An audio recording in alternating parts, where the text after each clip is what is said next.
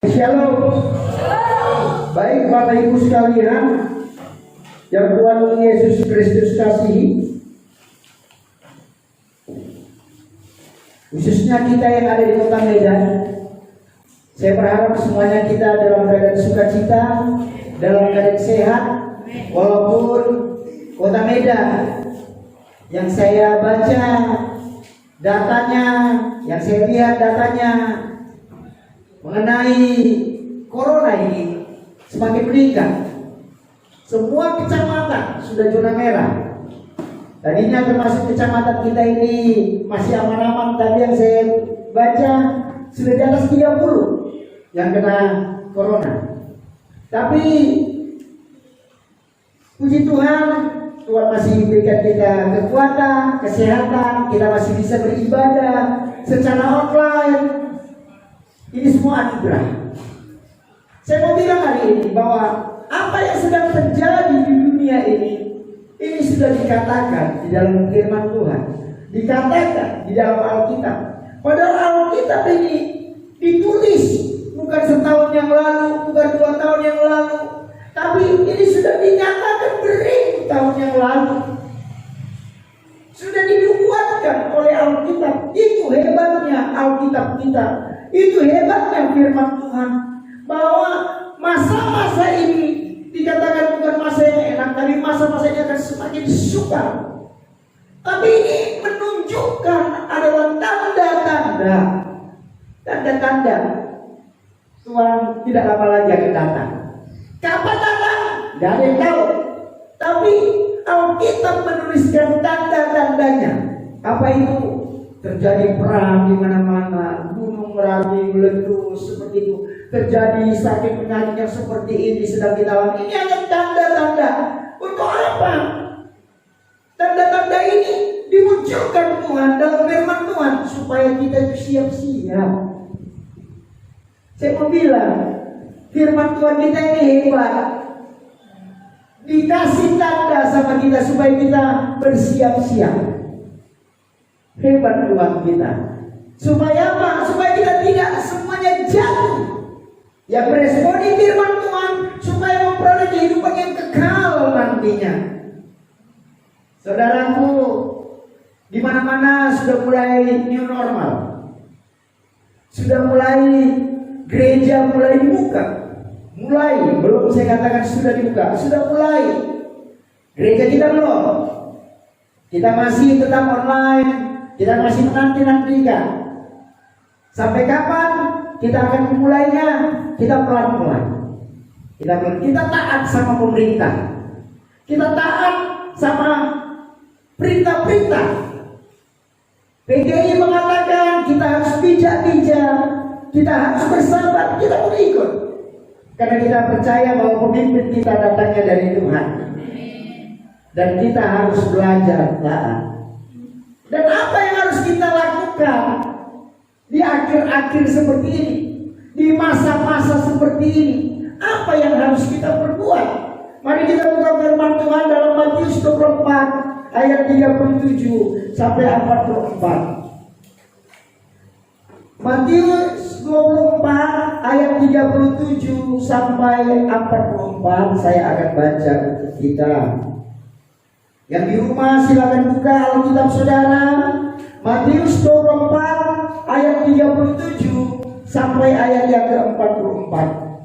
Nasihat supaya berjaga-jaga. Demikian perikop firman Tuhan yang diberikan oleh Lembaga Alkitab Indonesia untuk kita. Ayat 37. Sebab sebagaimana halnya pada zaman Nuh, demikian pula halnya kelak pada kedatangan Anak Manusia. Sebab sebagaimana mereka pada zaman sebelum air bah itu makan dan minum, kawin dan mengawinkan, sampai kepada hari Nuh masuk ke dalam bahtera. Dan mereka tidak tahu akan sesuatu sebelum air bah itu datang dan melenyapkan mereka semua. Demikian pula lah halnya kelak pada kedatangan Anak Manusia. Pada waktu itu, kalau ada 2 orang di ladang, yang seorang akan dibawa dan yang lain akan ditinggalkan. Kalau ada 2 orang perempuan sedang memutar batu silangan, yang seorang akan dibawa dan yang lain akan ditinggalkan. Karena itu Berjaga-jagalah, sebab kamu tidak tahu pada hari mana Tuhan datang. Tetapi ketahuilah, jika Tuhan rumah tahu pada waktu mana pada malam hari pencuri akan datang, sudah pasti dia berjaga-jaga dan tidak akan membiarkan rumahnya dibongkar. Sebab itu, hendaklah kamu juga siap sedia, karena manusia datang pada saat yang tidak kamu duga. Sekali lagi ayat 82. Karena itu berjaga-jagalah, sebab kamu tidak tahu pada hari mana Tuhanmu datang. Di akhir-akhir seperti ini, di zaman-zaman seperti ini, firman Tuhan sudah mengingatkan. Barusan kita baca, sebagaimana pada zaman sebelum air bah, pada zaman Nuh, manusia itu kawin mengawini seperti itu, makan minum bersama-sama. Kita melihat pada zaman Nuh waktu itu sudah ada homoseks, semuanya sudah ada, dan itu sedang terjadi di dunia ini.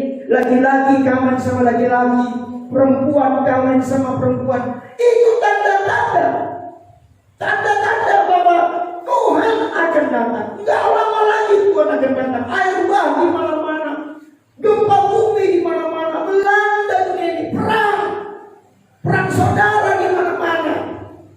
Itu tanda-tanda yang ditulis oleh Alkitab. Dan Alkitab sudah menulis itu sejak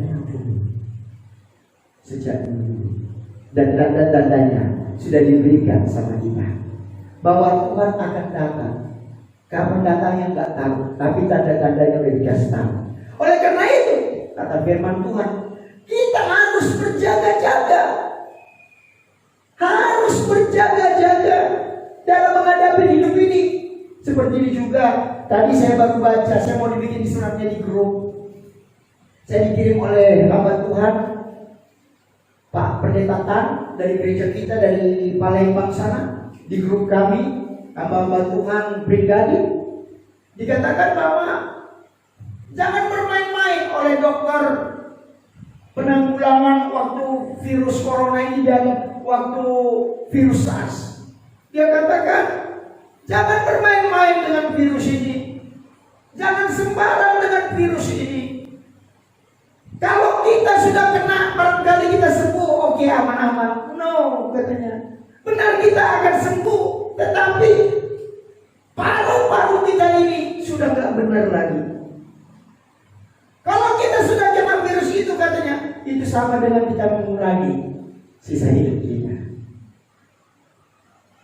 Sekarang kita lihat bagaimana di mana-mana orang, banyak sekarang orang mengeluarkan statement. Wah, kalau memang virus itu ada, mana tempatnya orang-orang kena virus gitu? Mana? Mulai tersebar di mana-mana. Mulai tersebar bahwa benar itu berita bohong. Saya tidak mau bilang masa dunia mau bohong. Bagaimana kita lihat di Italia, bagaimana kita lihat di Brazil, bagaimana kita lihat di Korea. Masa semua dunia mau berbohong akan hal ini? Telah disebarkan hoax yang luar biasa. Supaya apa?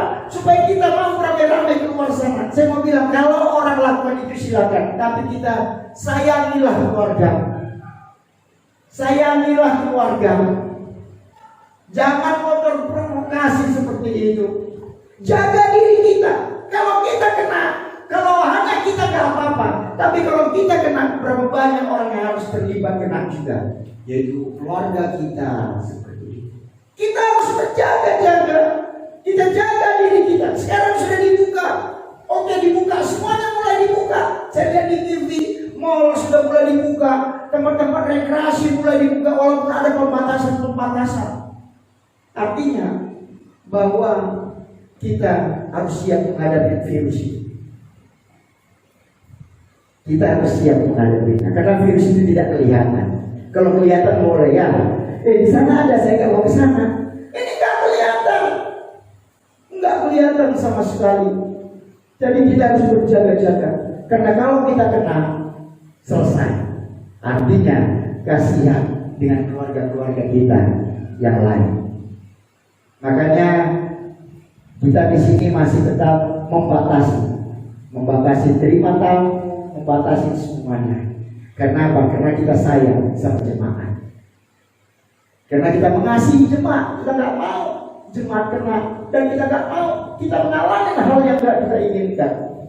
Hari ini firman Tuhan berkata, berjaga-jagalah, karena kita tidak tahu kapan Tuhan datang. Berjaga-jagalah, karena kita tidak tahu kapan musibah akan datang. Berjaga-jagalah, karena kita tidak tahu kapan penyakit akan datang dalam hidup kita.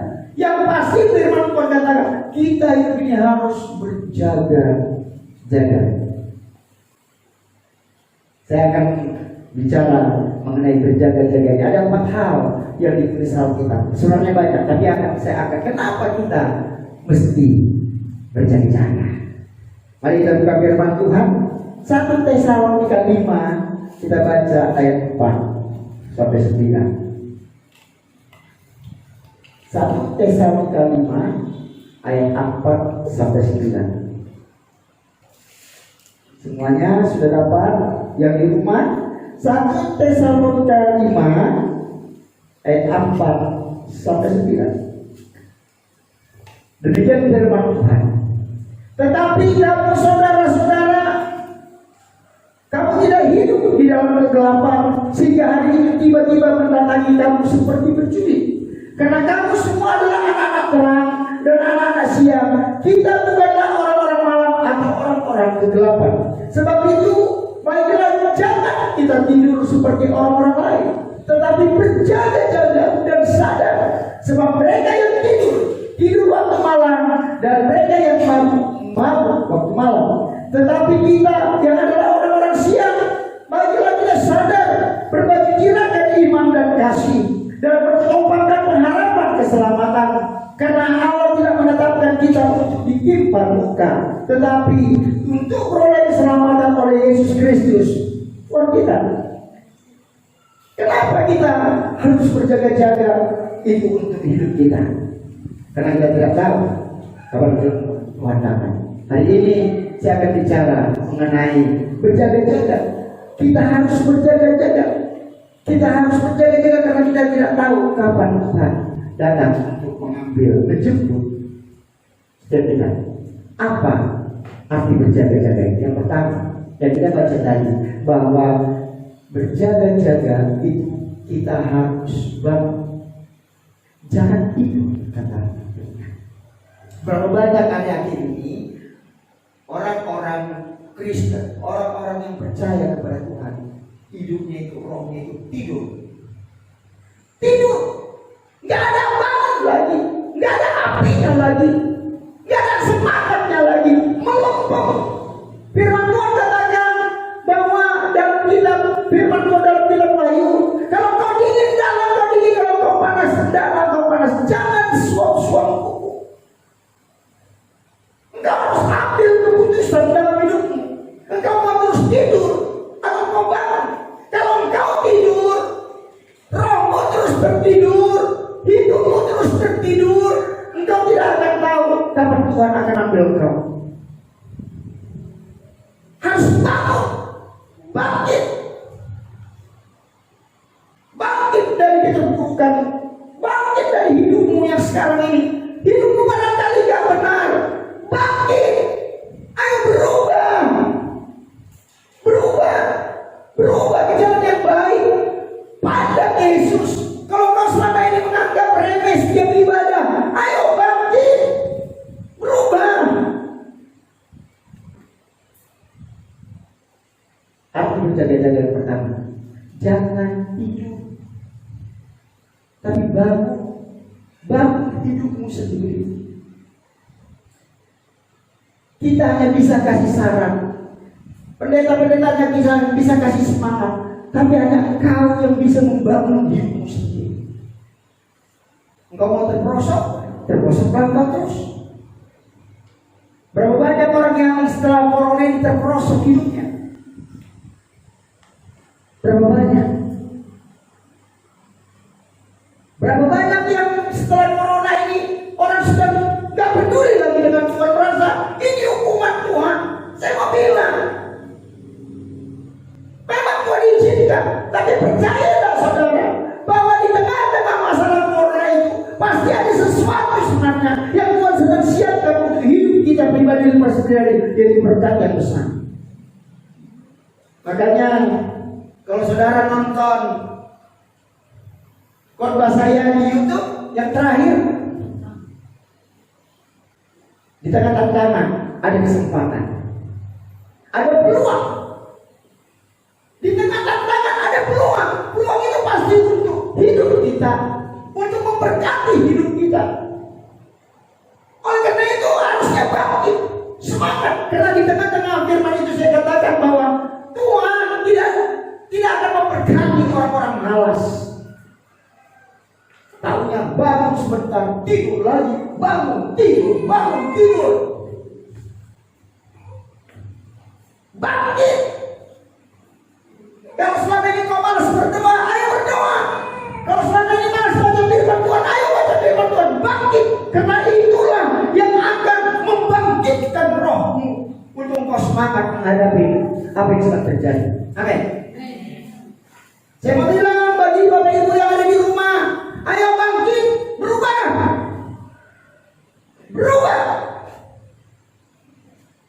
Jangan lagi malas-malas, jangan pernah takut, karena di dalam kita bangkit semangat, Tuhan akan menyertai dan Tuhan senang melakukan hal-hal yang hebat dalam hidup kita.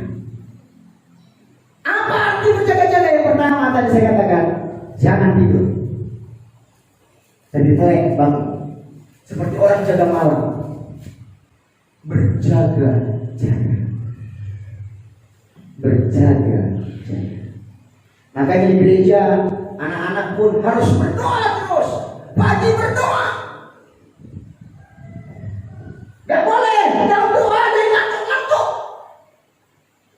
Saya kasih perintah sama satu anak di sini, kalau ada yang ngantuk, tembak supaya gak ngantuk.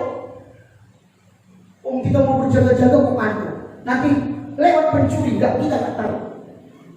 Benar tak kira-kira? Jangan ngantuk, semangat bangkitkan roh. Ini yang pertama. Yang kedua, apa arti berjaga-jaga? Arti berjaga-jaga yang kedua, kita bersungguh-sungguh mempersiapkan hidup kita. Sungguh-sungguh kita persiapkan hidup kita untuk menanti-nantikan kedatangan Tuhan.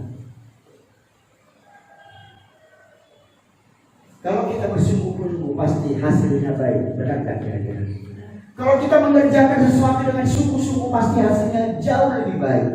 Dengan tidak bersungguh-sungguh, dengan bermain-main, pasti hasilnya lebih baik. Kalau ada orang mau menikah, dipersiapkan dengan sungguh-sungguh, dipersiapkan semua dengan baik, pasti hasilnya baik. Daripada mau menikah, dia persiapkan sembarangan aja.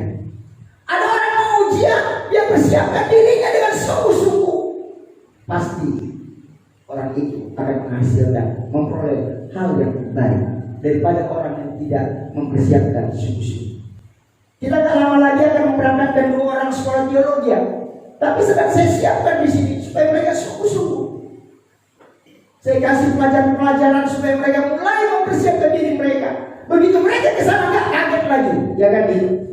Dan mereka persiapkan diri sungguh-sungguh supaya mereka jadi hamba-hamba yang hebat, supaya hamba menjadi hamba-hamba yang punya karakter bagus.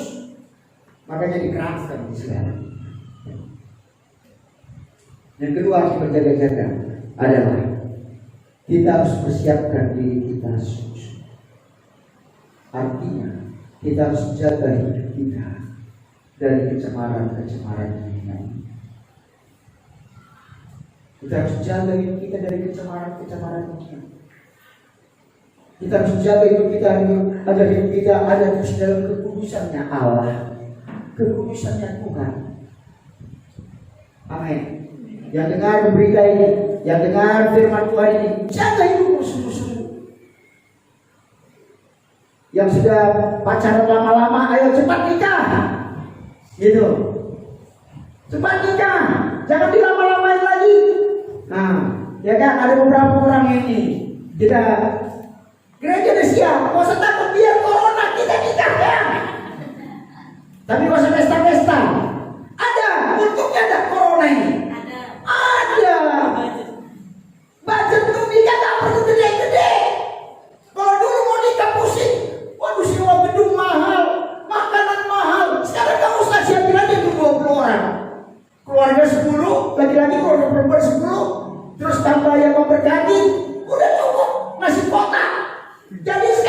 bawah 1 juta bisa nikah. Gak usah takut karena gereja kita tidak memungut biaya untuk nikah.